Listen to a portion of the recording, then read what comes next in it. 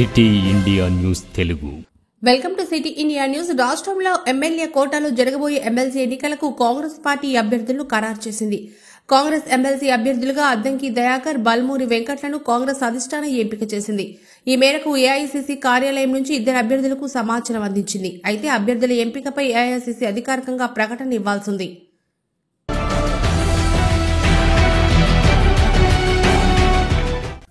MLA quota కింద MLC అభ్యర్థుల ఎంపికపై కొన్ని రోజులుగా విస్తృతంగా చర్చ జరిగినా చివరికి బీసీసీ ప్రధాన కార్యదర్శి అద్దంకి దయాకర్, ఎన్ఎస్యూఐ రాష్ట్ర అధ్యక్షుడు బల్మూరి వెంకట్లకు పార్టీ అధిష్టానం అవకాశం కల్పించింది.